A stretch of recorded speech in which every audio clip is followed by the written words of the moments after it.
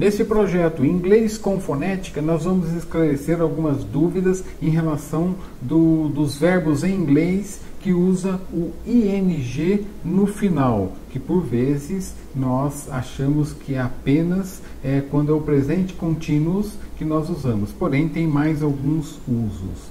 Então, nem sempre esse ing no final de um verbo em inglês será o ando, indo, em português. Ele pode ter outras formas de uso. O presente continuous é usado para ações que estão acontecendo no exato momento em que você está falando. Isso é o que nós aprendemos comumente e que é o mais usado na língua inglesa, que é o verbo to be mais o verbo com ing no final, que é I am studying now. You are reading a book. She is watching TV. Ou seja, você vai falar de uma ação, o verbo to be mais o verbo com ing que completa aí a frase. I am studying now. Estou estudando agora. You are reading a book. Você está lendo um livro? She is watching TV. Ela está assistindo TV. Então esse é você usando o presente continuous. Esse ing também pode ser usado de outra forma totalmente diferente da ação contínua que você acaba de ver. Então vamos a essas formas diferentes do uso do ing, que tem formas diferentes de uso.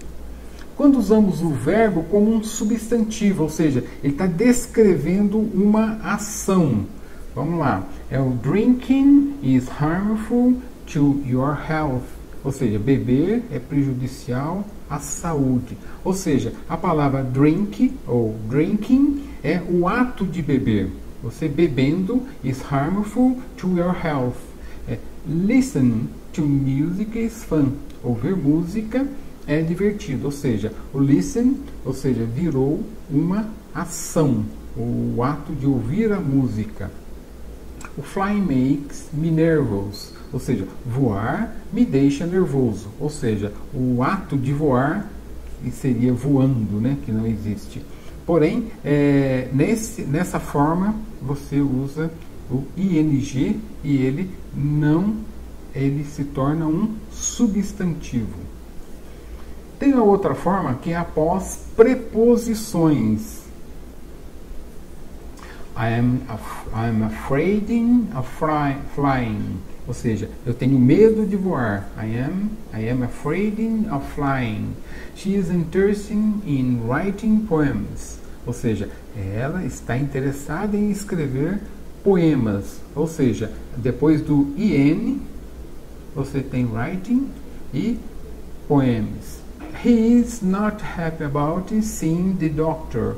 Ele não está feliz em ver o doutor. Ou seja, depois de preposição, você tem um verbo e ele é acrescido do ing. Aqui mostra com a seta que você tem aqui as preposições, depois o verbo com o ing no final. E após alguns verbos, bom, é o verbo mais um verbo do ing. Existe uma lista inclusive na internet, tem alguns e-books, tem essa lista de verbos. Isso você vai ter que treinar, que são verbos, deve ter aí por volta de uns 10 verbos mais comuns, em que você tem que usar esse verbo e quando você tiver outra palavra à frente, você tem que usar o ing. I appreciate living in Miami.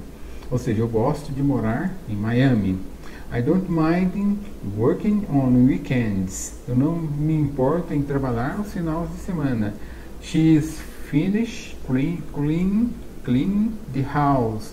Ele terminou de limpar a casa. Ou seja, depois de alguns verbos, você tem uma outra ação em que tem que ser acrescida do ing.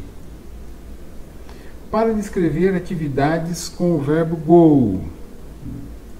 É o famoso go fishing, go bowling, go swimming, o skin, go shopping.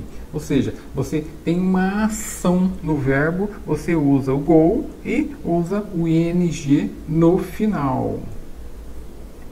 I went swimming in the morning. She wants to go shopping tonight. Let's go fishing.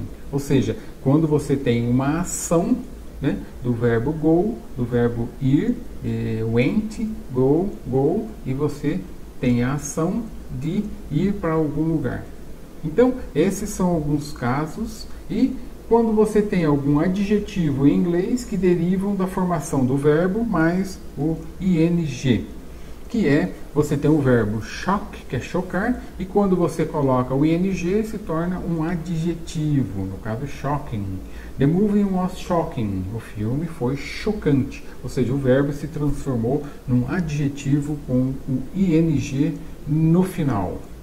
O verbo bore, entediar, e boring, entediante. That TV show is boring.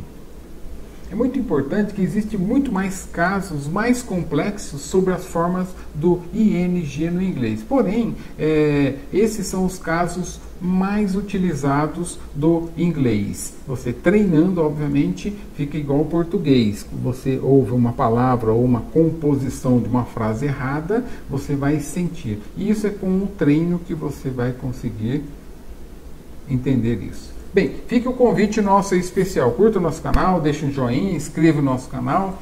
E tem um e-book, O Segredo dos Poliglotas, que vai revelar muitos segredos, como os poliglotas desenvolvem a capacidade de aprender novas línguas com muito mais facilidade.